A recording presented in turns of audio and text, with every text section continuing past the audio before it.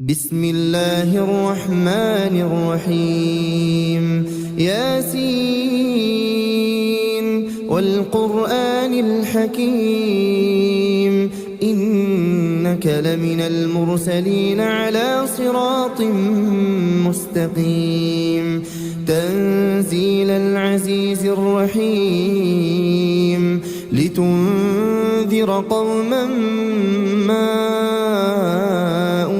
أنذر آباؤهم فهم غافلون لقد حق القول على أكثرهم فهم لا يؤمنون إنا جعلنا في أعناقهم أغلالا فهي إلى الأذقان فهم مقمحون وجعلنا من بين أيديهم سدا ومن خلفهم سدا فأغشيناهم فهم لا يبصرون وسواء عليهم أأنذرتهم أم لم تنذرهم لا يؤمنون إنما تنذر من اتبع الذكر وخشي الرحمن بالغيب فبشره بمغفرة وأجر كريم إنا نحن نحيي الموتى ونكتب ما قدموا وآثارهم وكل شيء أحصيناه في إمام مبين واضرب لهم مثلا أصحاب القرية إذ جاءها المرسلون إذ أرسلنا إليهم اثنين فكذبوهما فعززنا بثالث فقالوا إنا إليكم مرسلون قالوا ما أنتم إلا بشر مثلنا وما أنزل الرحمن من شيء إن أنتم إلا تكذبون قالوا ربنا يعلم إنا إليكم لمرسلون وما علينا إلا البلاغ المبين قالوا إنا تطيرنا بكم لئن لم تنتهوا لنرجمنكم وليمسنكم منا عذاب أليم قالوا طائركم معكم أئن ذكرتم بل أنتم قوم مسرفون وجاء من أقصى المدينة رجل يسعى قال يا قوم اتبعوا المرسلين اتبعوا من لا يسألكم أجرا وهم مهتدون وما لي لا أعبد الذي فطرني وإليه ترجعون أأتخذ من دونه آلهة إن يردني الرحمن بضر لا تغن عني شفاعتهم شيئا ولا ينقذون إني إذا لفي ضلال مبين إني آمنت بربكم فاسمعون قيل ادخل الجنة قال يا ليت قومي يعلمون بما غفر لي ربي وجعلني من المكرمين وما أنزلنا على قومه من بعده من جند من السماء وما كنا منزلين إن كانت إلا صيحة واحدة فإذا هم خامدون يا حسرة على العباد ما يأتيهم من رسول إلا كانوا به يستهزئون ألم يروا كم أهلكنا قبلهم من القرون أنهم إليهم لا يرجعون وإن كل لما جميع لدينا محضرون وآية لهم الأرض الميتة أحييناها وأخرجنا منها حبا فمنه يأكلون وجعلنا فيها جنات من نخيل وأعناب وفجرنا فيها من العيون ليأكلوا من ثمره وما عملته أيديهم أفلا يشكرون سبحان الذي خلق الأزواج كلها مما تنبت الأرض ومن أنفسهم ومما لا يعلمون وآية لهم الليل نسلخ منه النهار فإذا هم مظلمون والشمس تجري لمستقر لها ذلك تقدير العزيز العليم والقمر قدرناه منازل حتى عاد كالعرجون القديم لا الشمس ينبغي لها أن تدرك القمر ولا الليل سابق النهار وكل في فلك يسبحون وآية لهم أنا حملنا ذريتهم في الفلك المشحون وخلقنا لهم من مثله ما يركبون وإن نشأ نغرقهم فلا صريخ لهم ولا هم ينقذون إلا رحمة منا ومتاعا إلى حين وإذا قيل لهم اتقوا ما بين أيديكم وما خلفكم لعلكم ترحمون وما تأتيهم من آية من آيات ربهم إلا كانوا عنها معرضين وإذا قيل لهم أنفقوا مما رزقكم الله قال الذين كفروا للذين آمنوا أنطعم من لو يشاء الله أطعمه إن أنتم إلا في ضلال مبين ويقولون متى هذا الوعد إن كنتم صادقين ما ينظرون إلا صيحة واحدة تأخذهم وهم يخصمون فلا يستطيعون توصية ولا إلى أهلهم يرجعون ونفخ في الصور فإذا هم من الأجداث إلى ربهم ينسلون قالوا يا ويلنا من بعثنا من مرقدنا هذا ما وعد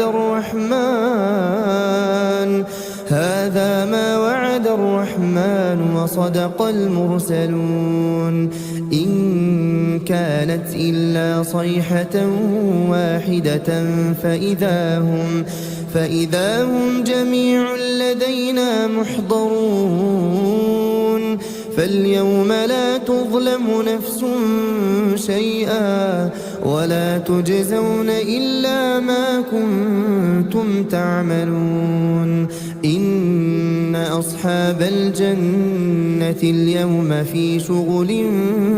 فاكهون هم وأزواجهم في ظلال على الأرائك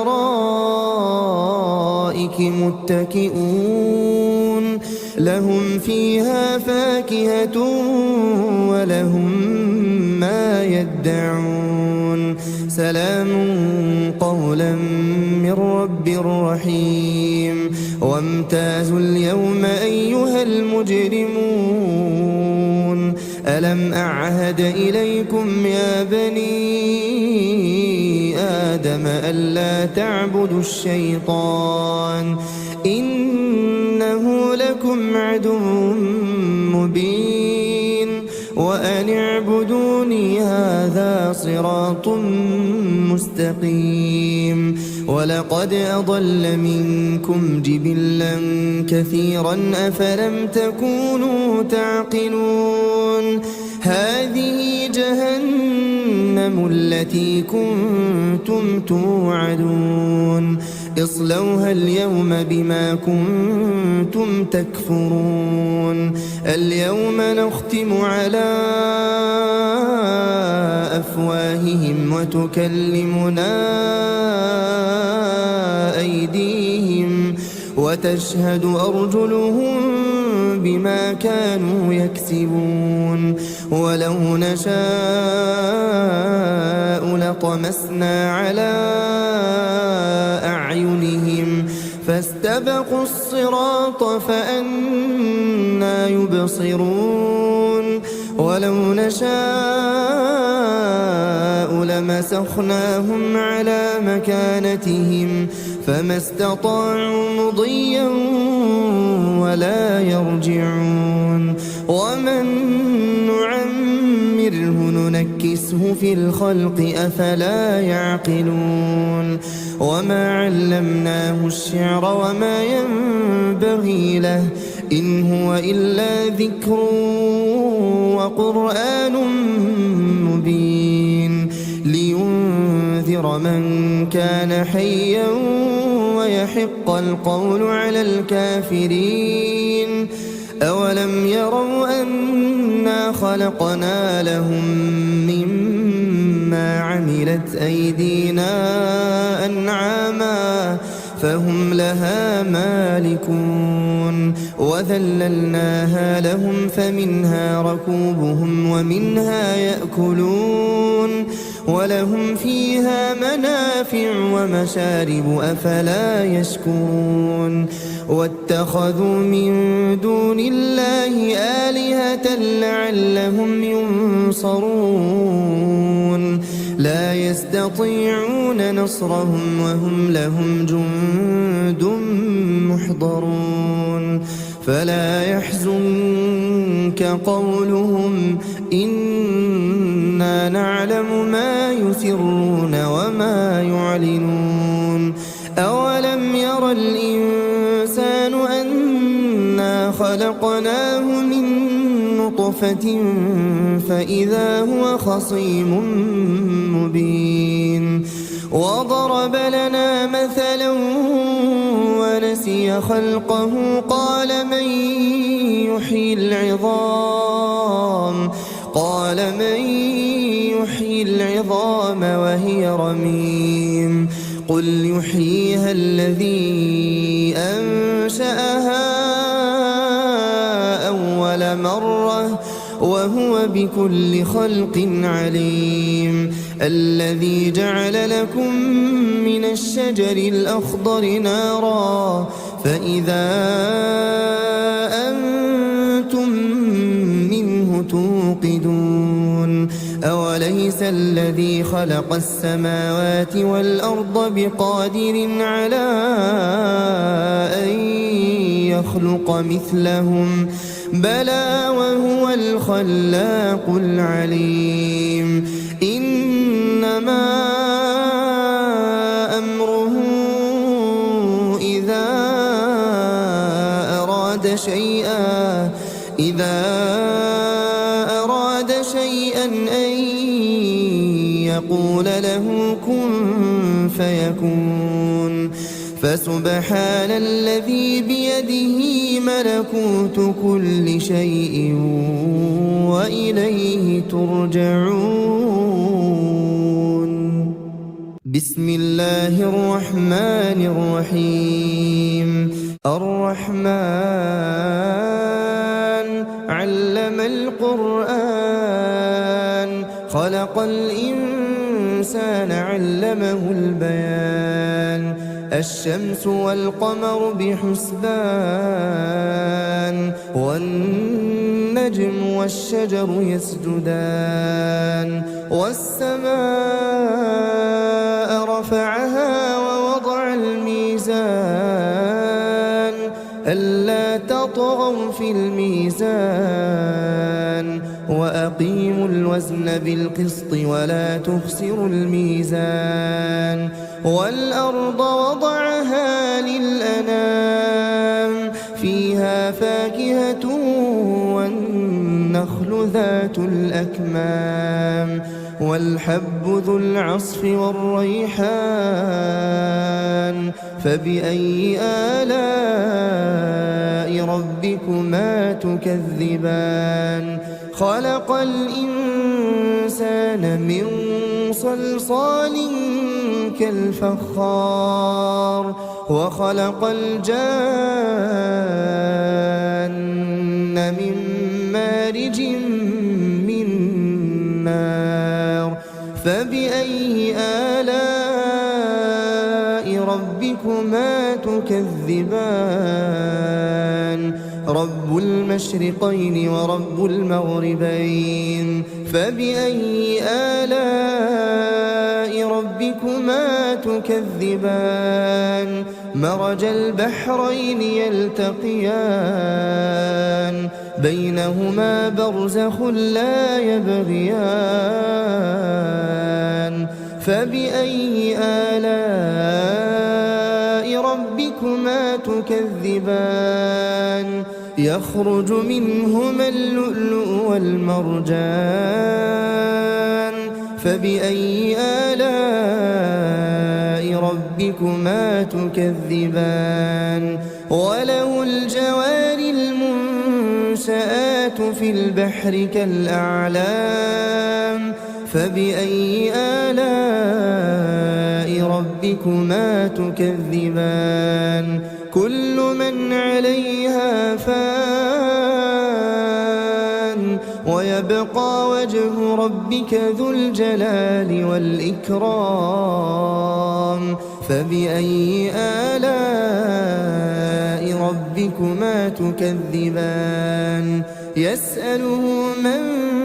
في السماوات والأرض كل يوم هو في شأن. فبأي آلاء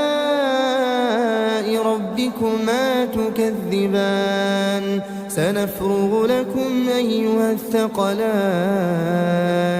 فبأي آلاء ربكما تكذبان؟ يا معشر الجن والإنس إن استطعتم أن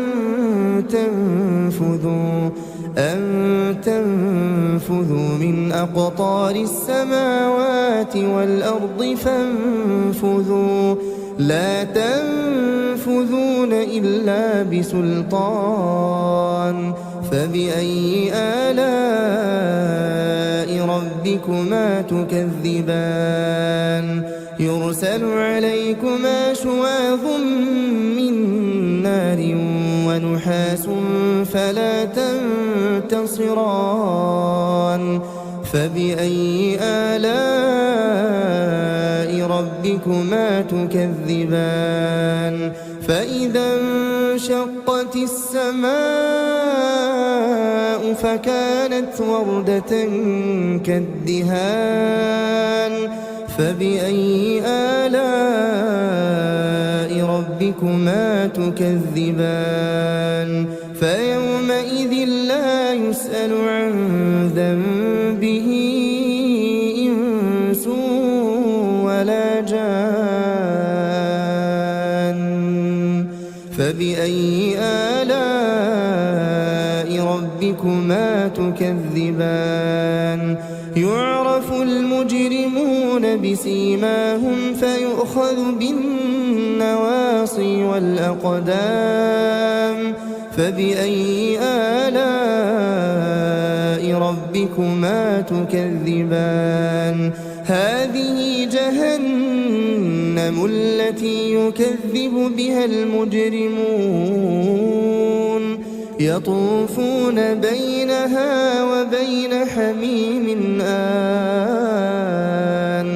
فبأي آلاء ربكما تكذبان ولمن خاف مقام ربه جنتان فبأي آلاء ربكما تكذبان ذواتا أفنان فبأي آلاء ربكما تكذبان فيهما عينان تجريان فبأي آلاء ربكما تكذبان فيهما من كل فاكهة زوجان فبأي آلاء ربكما تكذبان متكئين على فرش بطائنها من استبرق وجنى الجنتين دان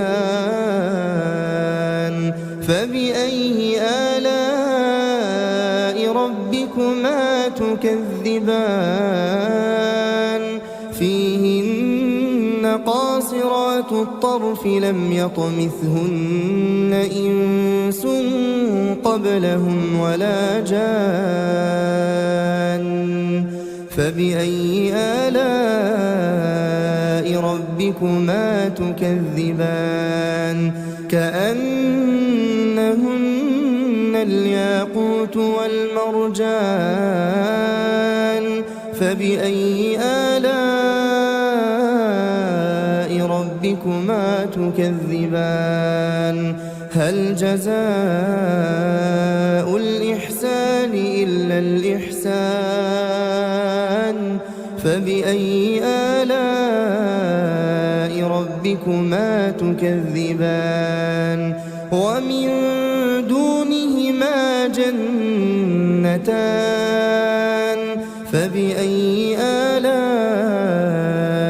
ربكما تكذبان مدهامتان فبأي آلاء ربكما تكذبان فيهما عينان نضاختان فبأي آلاء ربكما تكذبان فيهما فاكهة ونخل ورمان فبأي آلاء ربكما تكذبان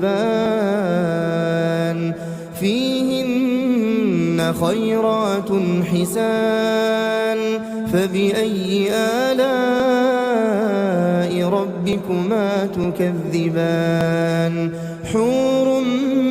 مقصورات في الخيام فبأي آلاء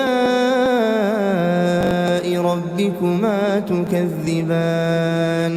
لم يطمثهن إنس قبلهم ولا جان فبأي آلاء ربكما تكذبان متكئين على رفرف خضر وعبقري حسان فبأي آلاء ربكما تكذبان تبارك اسم ربك ذي الجلال والإكرام بسم الله الرحمن الرحيم وقعت الواقعة ليس لوقعتها كاذبة خافضة رافعة إذا رجت الأرض رجا وبست الجبال بسا فكانت هباء منبثا وكنتم أزواجا ثلاثة فأصحاب الميمنة ما أصحاب الميمنة وأصحاب المشأمة ما أصحاب المشأمة والسابقون السابقون أولئك المقربون في جنات النعيم ثلة من الأولين وقليل من الآخرين على سرر موضونة متكئين عليها متقابلين يطوف عليهم ولدان مخلدون بأكواب وأباريق وكأس من معين لا يصدعون عنها ولا ينزفون وفاكهة مما يتخيرون ولحم طير مما يشتهون وحور عين كأمثال اللؤلؤ المكنون جزاء بما كانوا يعملون لا يسمعون فيها لغوا ولا تأثيما إلا قيلا سلاما سلاما وأصحاب اليمين ما أصحاب اليمين في سدر مخضود وطلح منضود وظل ممدود وماء مسكوب وفاكهة كثيرة لا مقطوعة ولا ممنوعة وفرش مرفوعة إنا أنشأناهن إنشاء فجعلناهن أبكارا عربا أترابا لأصحاب اليمين ثلة من الأولين وثلة من الآخرين وأصحاب الشمال ما أصحاب الشمال في سموم وحميم وظل من يحموم لا بارد ولا كريم إنهم كانوا قبل ذلك مترفين وكانوا يصرون على الحنث العظيم وكانوا يقولون أئذا متنا وكنا ترابا وعظاما أئنا لمبعوثون أو آباؤنا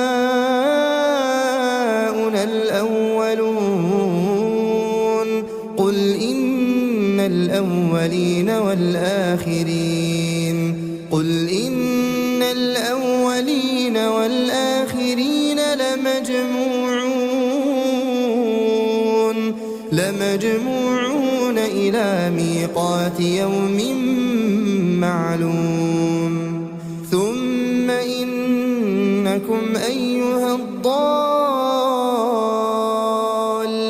المكذبون لآكلون من شجر من زقوم فمالئون منها البطون فشاربون عليه من الحميم فشاربون شرب الهيم هذا نزلهم يوم الدين نحن خلقناكم فلولا تصدقون أفرأيتم ما تمنون أأنتم تخلقونه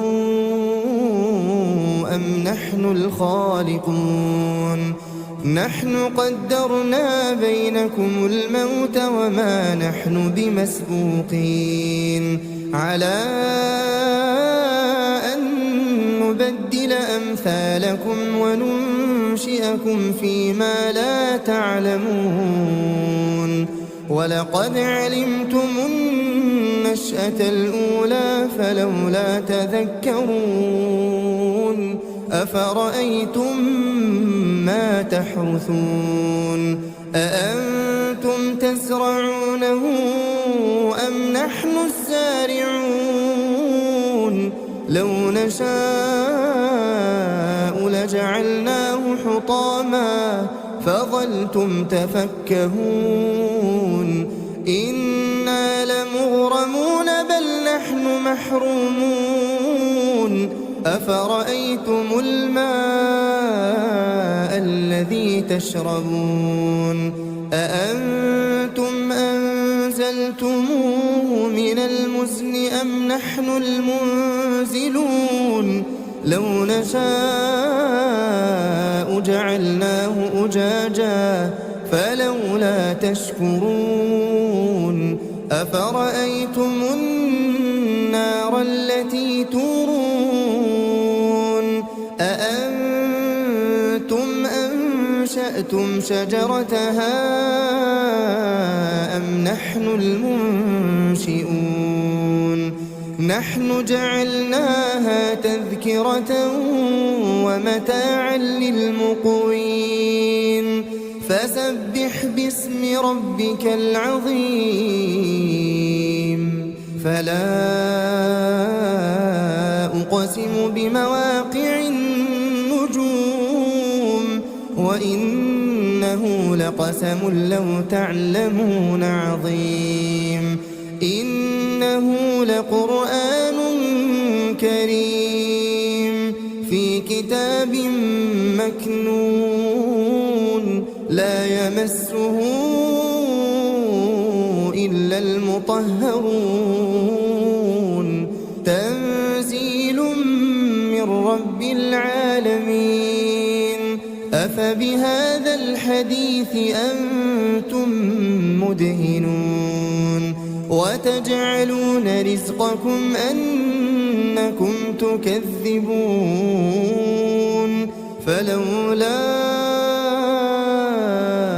إذا بلغت الحلقوم وأنتم حينئذ تنظرون ونحن أقرب إليه منكم ولكن لا تبصرون فلولا إن كنتم غير مدينين ترجعونها إن كنتم صادقين فأما إن كان من المقربين فروح وريحان وجنة نعيم وأما إن كان من أصحاب اليمين فسلام لك من أصحاب اليمين وأما إن كان من المكذبين الضالين فنزل من حميم وتصلية جحيم إن هذا لهو حق اليقين فسبح باسم ربك العظيم بسم الله الرحمن الرحيم تبارك الذي بيده الملك وهو على كل شيء قدير الذي خلق الموت والحياة ليبلوكم أيكم أحسن عملا وهو العزيز الغفور الذي خلق 7 سماوات طباقا ما ترى في خلق الرحمن من تفاوت فارجع البصر هل ترى من فطور ثم ارجع البصر كرتين ينقلب إليك البصر خاسئا وهو حسير ولقد زينا السماء الدنيا بمصابيح وجعلناها رجوما للشياطين وأعتدنا لهم عذاب السعير وللذين كفروا بربهم عذاب جهنم وبئس المصير إذا ألقوا فيها سمعوا لها شهيقا وهي تفور تكاد تميز من الغيظ كلما ألقي فيها فوج سألهم خزنتها ألم يأتكم نذير قالوا بلى قد جاءنا نذير فكذبنا وقلنا ما نزل الله من شيء إن أنتم إلا في ضلال كبير وقالوا لو كنا نسمع أو نعقل ما كنا في أصحاب السعير فاعترفوا بذنبهم فسحقا لأصحاب السعير إن الذين يخشون ربهم بالغيب لهم مغفرة وأجر كبير وأسروا قولكم أو اجهروا به إنه عليم بذات الصدور ألا يعلم من خلق وهو اللطيف الخبير هو الذي جعل لكم الأرض ذلولا فامشوا في مناكبها وكلوا من رزقه وإليه النشور أأمنتم من في السماء أن يخسف بكم الأرض فإذا هي تمور أم أمنتم من في السماء أن يرسل عليكم حاصبا فستعلمون كيف نذير ولقد كذب الذين من قبلهم فكيف كان نكير أولم يروا إلى الطير فوقهم صافات ويقبضن ما يمسكهن إلا الرحمن إنه بكل شيء بصير أمن هذا الذي هو جند لكم ينصركم من دون الرحمن إن الكافرون إلا في غرور أمن هذا الذي يرزقكم إن أمسك رزقه بل لجوا في عتو ونفور أفمن يمشي مكبا على وجهه أهدى أمن يمشي سويا على صراط مستقيم قل هو الذي أنشأكم وجعل لكم السمع والأبصار والأفئدة قليلا ما تشكرون قل هو الذي ذرأكم في الأرض وإليه تحشرون ويقولون متى هذا الوعد إن كنتم صادقين قل إنما العلم عند الله وإنما أنا نذير مبين فلما رأوه زلفة سيئت وجوه الذين كفروا وقيل هذا الذي كنتم به تدعون قل أرأيتم إن أهلكني الله ومن معي أو رحمنا فمن يجير الكافرين من عذاب أليم قل هو الرحمن آمنا به وعليه توكلنا فستعلمون من هو في ضلال مبين قل أرأيتم إن أصبح ماؤكم غورا فمن يأتيكم بماء